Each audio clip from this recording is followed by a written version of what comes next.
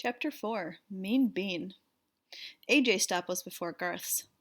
Come on over tomorrow, Garth told his friend. As soon as AJ left, Garth moved up to the front of the bus to get away from Bean. What part of sit down don't you understand, Garth? Miss Victoria sounded pretty irritated. Sorry, the cage wouldn't fit on the seat, he said. What on earth is in there, anyway? Before Garth could answer, the bus stopped in front of his house. He pulled the blanket down around my cage and hurried down the steps.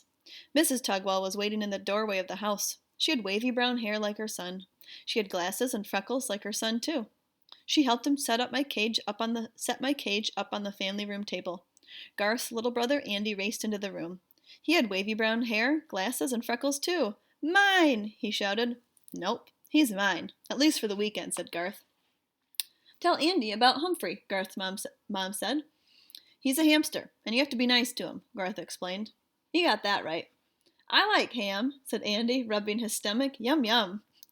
I hopped onto my wheel to show Andy that a hamster wasn't anything like a ham. Whee! Ham go round, said Andy. Garth's mother brought in a plate of peanut butter and crackers. Ooh, that smelled good. How was school? She asked. Okay, said Garth. But, Mom, could you say something to Beans, Mom? He's mean to everybody on the bus.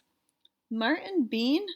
Garth's mom sounded surprised. Why, he's always polite when I see him. Well, he's not polite any other time, Garth explained. He tripped a girl on the bus and called everybody names.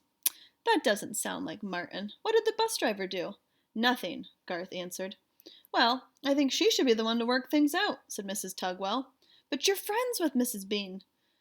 I probably won't be if I complain about her son. Maybe if you were friendlier to him, he'd act nicer. Mom, Garth moaned. It's worth a try, his mom suggested. I had to squeak up. He's the meanest bean I've ever seen. Goodness, what's the matter with Humphrey? Asked Mrs. Tugwell. Maybe he doesn't like Marty either, Garth muttered. He's one smart guy. Shortly after Mr. Tugwell came home, Natalie arrived. She was the babysitter, but I didn't see any babies around for her to sit on. Garth wasn't a baby, Andy wasn't a baby, and certainly I was no baby. Natalie had black hair and wore a black shirt, black pants, and black shoes. She had glasses with black frames. Her lips were bright red. Order a pizza, said Garth's dad, handing Natalie some money. I got some videos for the guys. Okay, said Natalie. Mind if I do some homework? As long as you get the boys in bed at 9, Mr. Tugwell explained. Natalie glanced at my cage. What about the rat? I felt quite discouraged. I'd already been called a mouse and a ham that day. He's a hammer, Andy yelled. Oh, a hammer. How cute, said Natalie, leaning in toward my cage. Hi there, big boy. Phew, after a miserable week and a rough ride home, I suddenly felt a whole lot better. Later, the boys ate pizza and watched videos while Natalie read from a big, thick book. What's that? Asked Andy, leaning over her shoulder. How come it doesn't have any pictures? College books don't have pictures. Andy wrinkled his nose. What's college? Natalie sighed. After you go to high school and graduate, if you want a good job like a doctor, a lawyer, or a teacher, you have to go to college. I know that, Garth piped in. City College is right down the street. Mom took classes there last year. That's where I go, said Natalie. I'm studying psychology. The way she said it, that big word sounded like psychology, but the word on her book was spelled psychology.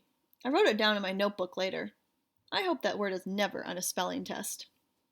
In psychology, you find out what's inside people's heads. The babysitter reached for Andy's head. Ooey gooey brains, said Garth. Don't go in my head, screamed Andy, leaping off the couch. Natalie laughed. Not like that. Psychology teaches you how people think. Do you know what I'm thinking? Andy shook his head. I'm thinking it's time for bed, Natalie said. 9 o'clock.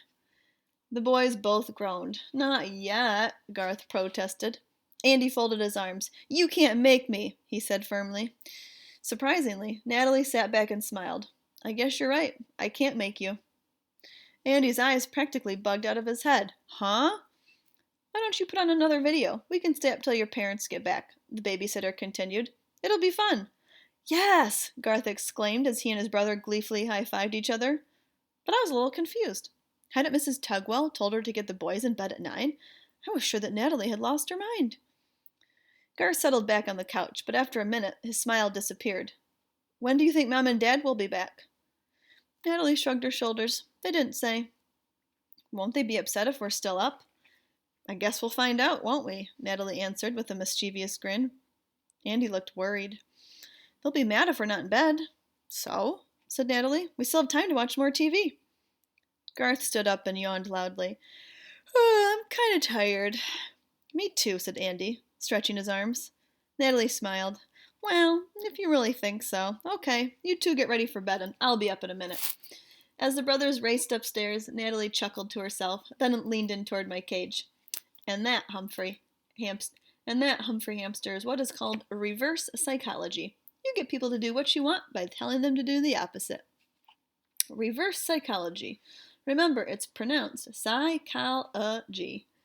So that's how people's minds work. Just tell them to do the opposite of what you want them to do. You can sure learn a lot at college. You can learn a lot from a babysitter, too. The next afternoon, AJ came over to Garth's house to play. Mrs. Tugwell took Andy out to buy new shoes. Mr. Tugwell was paying bills in the kitchen. The boys were alone with me in the family room. Humphrey needs some exercise, said AJ. Let's take him out. Okay, you can watch him while I clean his cage.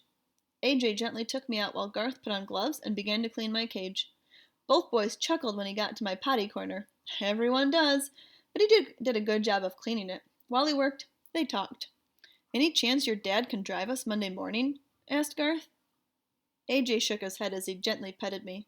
He has to leave for work real early. How about your dad? Garth shook his head. He always talks about how he has to walk to school and how lucky I am to ride a bus. I know, AJ sighed and set me down on the table. Watch it, said Garth. He set a row of big tall books all around the edge of the table. We don't want Humphrey to get away. Maybe he'll be sick on Monday, Garth suggested. Are you kidding? He's the healthiest guy at school. Man, if he wasn't so big, I'd really give it to him, said AJ, making a fist. Me too, Garth agreed. It wasn't hard to figure out that they were talking about big, mean Marty Bean. I don't know why Miss Victoria always takes his side, Garth said after a while. He knows how not to get caught. The boys were silent again until Garth said, Miranda was getting a drink at the fountain at recess, and he came up and pushed her out of the way. The thought of someone pushing Golden Miranda, an almost perfect human, really ruffled my fur. Did she tell? Asked AJ. Yeah, he said he didn't do it, Garth explained. Said he wasn't anywhere near her. He said Kirk did it. Kirk almost got in trouble. So Miranda said it was all a mistake to get Kirk off the hook. Kirk the jerk. That's what Bean calls him, said Garth. He's got a name for everybody. That's why he doesn't have any friends. He stepped back and pulled off his rubber gloves. I think that's one clean cage. Great, I squeaked. But what are we going to do about Bean? Bean's a pretty funny name, AJ said with a chuckle. Bean brain. Bean breath, said Garth. The boys started laughing. Bean bag. Bean jeans. Green bean. Mean bean. Hey, that rhymes. Mean green bean. Mrs. Brisbane would be proud to hear them rhyming. I like hearing them laugh. However, I was worried. Bean had said something about a mouse trap. The mere mention of those contraptions makes me shiver and quiver, and I didn't want to see anybody get tripped or pushed again. Ready to go back in, Humphrey Dumpty? Asked Garth. Yes, I squeaked, which for some reason made the boys howl with laughter again. Once I was back in the cage, the boys went up to play in Garth's room. That gave me time to think. Here were Garth and AJ, really good friends. They were nice to each other and stuck together. Marty Bean wasn't friendly to anybody, and he didn't have any friends. All my classmates liked Og, but when I offered to be his friend, he leaped at me in a very rude way. The business of friendship is not as easy as it sounds, I figured, just before dozing off for a long afternoon nap. It was nice at Garth's house that weekend. The announcer on TV said it was cold, cold, cold outside, so the Tugwell stayed inside. The family popped popcorn, did that smell good, and they watched TV and snuggled on the couch. As happy as I should have been, I worried about Monday's bus ride. What I needed was a plan, and maybe a little psychology. Are you sure the little guy won't catch cold? Asked Mrs. Tugwell, as Garth was ready to leave for school on Monday. He's got a fur coat, and I'll cover him, Garth assured her. I was plunged into total darkness as he threw a blanket over the cage. Bye, Ham, shouted Andy. Bye, Andy, I squeaked back. After all, a ham isn't the worst thing that a person can call you. Soon, I heard the squeal of the bus's brakes as it stopped in front of the Tugwell's house. All aboard, I heard Miss Victoria say. Find a seat. This cage is too big. Can I sit up here? Asked Garth. Do you see any empty seats up here? The bus driver replied. Get moving and keep moving. I was already queasy, just thinking about Bean. As Garth walked toward the back of the bus, looking for an empty seat, my cage swayed back and forth like a ship on a rough sea, which didn't help my stomach at all. Once we sat down, the bus started rolling. A block later, it abruptly stopped, and I slid across the floor of my cage. Ouch! All aboard, I heard Miss Victoria say. Find a seat, AJ. AJ walked back to our seat. Move over, he told Garth. I have to sit on the aisle, Garth replied. The cage won't fit on the seat. AJ crawled over Garth so he was close to the window. As he did, he bent down and whispered, Told you he'd be here. He's always here. As the bus lurched forward, my cage wobbled enough for the blanket to part so I could see a little, and what I saw was most unpleasant. Marty Bean sitting next to us. Hey Garth, is that your face, or did somebody throw up on you? I could see the smirk on his face as he leaned in close, mere inches from my cage. Is that a cage, Bugwort, or is it your purse? Bean asked. He hooted at his own joke, even though it wasn't funny. It may have been cold outside, but I was getting pretty hot. Og might be unfriendly, but this Bean was even worse. I hadn't thought of Og all weekend. Now it all came back to me. The green skin, the repulsive grin, and the way he had leaped up and scared me. I had taken it from the frog, but I wasn't going to take it from this big bully. This was the time to act. I quickly opened the lock that doesn't lock and took a deep breath before leaping onto Martin Bean's leg. Stop being mean, Bean, I yelled at the top of my voice. It may have sounded like squeaking to him, but I made my point.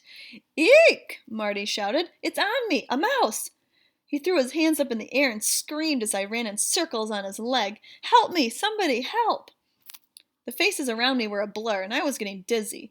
As Marty continued to scream, the other kids began to laugh. Softly at first, then louder and louder. He's only a little hamster, I heard Garth say, as he scooped me up in his hands. He wouldn't hurt a flea.